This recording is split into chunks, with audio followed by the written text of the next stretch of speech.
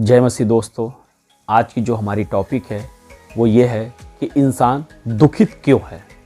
तो विशेष उसके विषय में मैं आपको बताना चाहता हूँ। मैंने जो सर्च किया है कि दुखित हर व्यक्ति, हर इंसान किस कारण से है, किस वजह से है, उसके जीवन में ये दुख आया कहाँ से।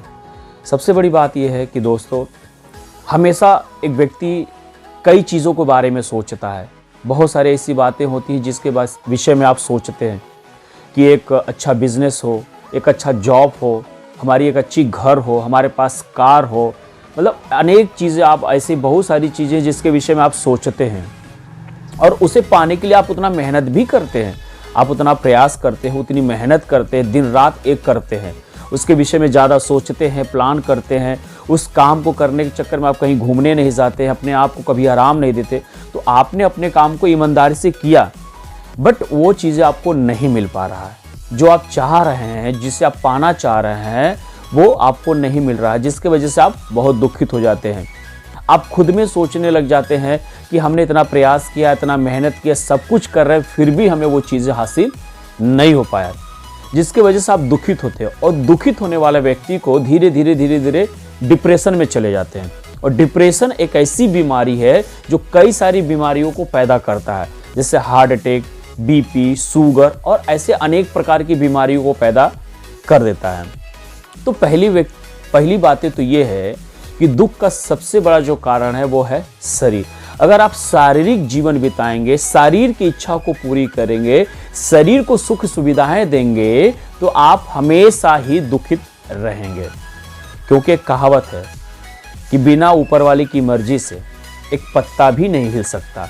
आप अपनी प्रयास जितना भी कर लीजिए, परंतु ऊपर वाले ने आपको नियुक्त किया है कि आपको चाहिए क्या। तो आपको जो चाहिए उसको मालूम है, वही देगा, इसके ज़्यादा कुछ नहीं मिलेगा। लेकिन आप किसी काम को, अपनी चीज़ों को पूरा करने के लिए ज़बरदस्ती करते, जो नहीं होता, तो उससे आप दुखित हो जाते हैं।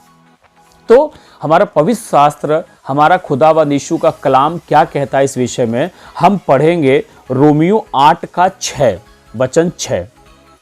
शरीर पर मन लगाना तो मृत्यु है, परंतु आत्मा पर मन लगाना जीवन और शांति है। साफ शब्दों में लिखा हुआ है रोमियो 8:6 में कि शरीर पे तो मन लगाना मृत्यु है, यानी इंसान का मृत्यु हो जाएगी, परंतु आत्मा पे मन लगाना जीवन और शांति है, जब तक आप जीवित रहेंगे। तो जो चीज़ें आप पाना चाहते हैं वो शारीरिक चीज़ें हैं, शरीर के लिए आप दौड़ भाग कर रहे हैं, आप कमाई, आप पैसा, आप दिखावा करना चाहते हैं, ये सारी चीज़ शारीरिक जो आपकी पूरा नहीं होती है, तो आप दुखित हो जाते हैं। इसलिए दोस्तों, जो आपके पास है उससे आप संतुष्ट रहिए। बाकी यीशु मसीह जो भी आपको देना चाहता है वो आपको दे देगा।